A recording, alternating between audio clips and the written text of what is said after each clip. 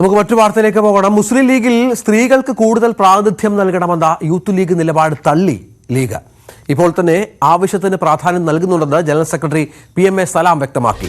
സോണിയാഗാന്ധി കഴിഞ്ഞാൽ കോൺഗ്രസിൽ ആരുണ്ട് എന്ന ചോദ്യം PMA സലാം ഉന്നയിച്ചു. പ്രകാശ് കാരാട്ടിന്റെ ഭാര്യ ആയതുകൊണ്ടാണ് വൃന്ദ കാരാട്ട് പോളിറ്റ് ബ്യൂറോയിൽ എത്തിയതെന്നും സലാം പറഞ്ഞു. ന്യൂസ് 18 Q18 സലാമിന്റെ പ്രതികരണം.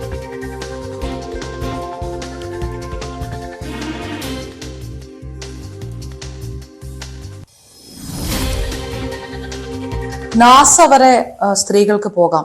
മുസ്ലിം ലീഗിന്റെ തലപ്പത്ത് അങ്ങനെ ഒരു വനിതാ നേതാവ് വരണ്ട എന്ന് ലീഗ് ഇല്ലല്ലോ. ഏത് പാർട്ടിക്കാണുള്ളത്? നിങ്ങൾ എന്തിനാ മുസ്ലിം ലീഗിനെ മാത്രം ടാർഗറ്റ് ചെയ്യുന്നത്? ഏറ്റവും വലിയ സ്ത്രീ സമത്വത്തിന് വേണ്ടി പോരാടുന്ന മാർക്സിസ്റ്റ് കമ്മ്യൂണിസ്റ്റ് പാർട്ടി അതിന്റെ പോളിറ്റ് ബ്യൂറോയിൽ എത്ര പേരുണ്ട്?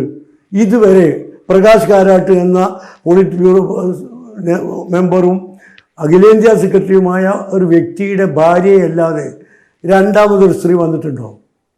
ഒറ്റ സ്ത്രീ. കോൺഗ്രസിൽ സോണിയാജി അല്ലാതെ വേറൊരാൾ വന്നിട്ടുണ്ടോ? എല്ലാ പാർട്ടികളുടെ സ്ത്രീ എന്താ? പകുതിയിലധികം ജനസംഖ്യയിൽ മോർ ദാൻ 50% എന്ന് പറഞ്ഞാൽ പകുതിയിലധികം സ്ത്രീകളാണ്. ഏത് പാർട്ടിയുടെ MLA-മാരിലാണ് 50%, പോട്ടെ 25%, 10% സ്ത്രീകളുള്ളത്? CPM പക്ഷേ എത്രയോ വനിതാ മന്ത്രിമാരുണ്ടാകുന്നു. എത്രയോ എവിടെയാ? 20 മന്ത്രിമാരിൽ ഒരു സ്ത്രീ ഉണ്ടാവും. അതാണോ മോർ ദാൻ 50%-ന്റെ പ്രാതിനിധ്യം? ഇപ്പോഴത്തെ മന്ത്രിസഭയിൽ ഒരു സ്ത്രീ അല്ലല്ലോ ഉള്ളത്, 2 പേര്. അങ്ങനെ ചൂണ്ടിക്കാണിക്കാൻ ലീഗിന് ആരുണ്ട്? എത്ര പേരുണ്ട്? ഞങ്ങളെ അസംബ്ലിയിലേക്ക് മത്സരിപ്പിച്ചില്ലേ? ഞങ്ങളുടെ പാർട്ടിയുടെ സെക്രട്ടേറിയറ്റിൽ വനിതകളില്ലേ? ഞങ്ങളെ യൂത്ത് വിങ്ങിൽ വനിതാ ഭാരവാഹികളില്ലേ? MSF-ൽ വനിതാ ഭാരവാഹികളില്ലേ? STU-വിൽ വനിതാ ഭാരവാഹികളില്ലേ? മറ്റെല്ലാ രാഷ്ട്രീയ പാർട്ടികൾ നൽകുന്ന പരിഗണന മുസ്ലിം ലീഗും നൽകുന്നുണ്ട്. വൃന്ദ കാരാട്ട് പ്രകാശ് കാരാട്ടിന്റെ ഭാര്യ ആയതുകൊണ്ട് മാത്രമാണ് പോളിറ്റ് ബ്യൂറോയിൽ ഇടം പിടിച്ചത് എന്നാണ് ലീഗ് പറയുന്നത്. അല്ലെങ്കിൽ എന്തുകൊണ്ട് വേറൊരു സ്ത്രീ വന്നില്ല? അല്ല എന്ന് നിങ്ങൾ പറയുന്നുവെങ്കിൽ എന്തുകൊണ്ട് മറ്റൊരു സ്ത്രീ വന്നില്ല? പിണറായി വിജയൻ്റെ 2ാം ഊഴത്തിൽ KK ശൈലജ ടീച്ചർ അവരുടെ മഹത്തായ സേവന പ്രവർത്തനങ്ങൾ കൊണ്ട് അവർ മുഖ്യമന്ത്രി സ്ഥാനത്തേക്ക് വരുമെന്ന് പ്രതീക്ഷ ഉണ്ടായിരുന്നില്ലേ? എന്തുകൊണ്ടാണ് മന്ത്രി പോലും ആക്കാതെ മാറ്റി നിർത്തിയത്? അതിലൊന്നും സ്ത്രീ അവകാശ ധ്വംസനം നിങ്ങൾ കാണുന്നില്ല. സ്ത്രീ പുരുഷ സമത്വം ശാസ്ത്രവിരുദ്ധമാണെന്നും അത് ലീഗ് അംഗീകരിക്കില്ലെന്നും PMA സലാം. ആരോഗ്യ സാന്ത്വന മേഖലകളിലും സ്നേഹത്തിലുമൊക്കെ സ്ത്രീകൾ മുൻപന്തിയിലാണെന്ന് പാർട്ടി അംഗീകരിക്കുന്നുണ്ടെന്നും മുസ്ലിം ലീഗ് ജനറൽ സെക്രട്ടറി പറഞ്ഞു. ന്യൂസ് 18 Q18 സലാമിന്റെ പ്രതികരണം.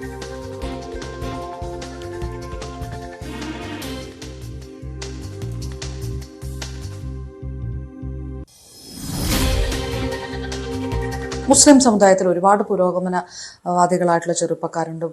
പഠിക്കണം അല്ലെങ്കിൽ ജോലി ചെയ്യുകയാണ് പ്രധാനമെന്ന് പറയുന്ന പെൺകുട്ടികളൊക്കെ ഉണ്ട്. അങ്ങനെ ആ സമുദായം ഒരു വലിയ മാറ്റത്തിൽ കൂടെ ഒക്കെ കടന്നു പോകുന്ന സമയത്ത് പിന്നെയും കുറച്ചു കാലം മുൻപ് പറഞ്ഞ അതേ വാക്കിൽ തന്നെ തുല്യനീതി എന്ന വാക്കിൽ കടിച്ചു തൂങ്ങുന്നത് എന്തിനാണ് ലീഗ്? ഈ പുരോഗമനം നിങ്ങൾ പറയുന്ന ഈ പുരോഗമനമൊക്കെ ഉണ്ടാക്കി കൊടുത്ത് മുസ്ലിം ലീഗാണ്.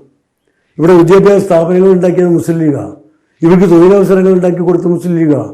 സ്ത്രീ വിദ്യാഭ്യാസത്തിന് വലിയ സ്ഥാനം കൊടുത്ത് അതിനുവേണ്ടി രംഗത്തിറങ്ങി പ്രവർത്തിച്ച് സീതി സാഹിബിനെ പോലുള്ള മുസ്ലിം ലീഗ് നേതാക്കന്മാരാണ്. വിദ്യാഭ്യാസം വർദ്ധിക്കുന്നു എന്ന് പറയുന്ന അർത്ഥം സ്ത്രീയും പുരുഷനും തുല്യനാണെന്ന് സമ്മതിക്കലാണോ? ചില മേഖലകളിൽ സ്ത്രീകൾ മുസ്ലിം ആണുങ്ങളെക്കാൾ മുന്നിലാണ്. അങ്ങനെ സ്ത്രീകൾ പുരുഷന്മാരെക്കാൾ മുകളിലാണെന്ന് ലീഗ് അംഗീകരിക്കുന്ന മേഖല ഏതാണ്? ഇപ്പോൾ നമ്മൾ സ്നേഹം, ആർദ്രത, സാന്ത്വനം, പരിപാലനം, ഇതിലൊക്കെ പുരുഷന്മാരെക്കാൾ ഒരുപക്ഷെ സ്ത്രീകൾക്ക് കൂടുതൽ മേഖലകളിൽ സ്വാധീനം ചെലുത്താൻ കഴിയും. അല്ലാതെ ഇതിൽ പിടിവാശി പിടിച്ച് പഴഞ്ചൻ നിലപാടുമായി നടക്കുന്നത് ഇതിനെ എതിർക്കുന്നവരാണ്, കയ്യടി കിട്ടാനാണ്. ഇങ്ങനെ പ്രകൃതി വിരുദ്ധമായ ശാസ്ത്രവിരുദ്ധമായ കാലങ്ങളായി ഭൂലോകം ഉണ്ടായത് മുതൽ മനുഷ്യർ അനുഭവിച്ചും കണ്ടും പഠിച്ചും വരുന്ന കാര്യങ്ങളെ എതിർക്കലാണ് പുരോഗമനമെങ്കിൽ ആ പുരോഗമനത്തോട് ഞങ്ങൾക്ക് യോജിപ്പില്ല.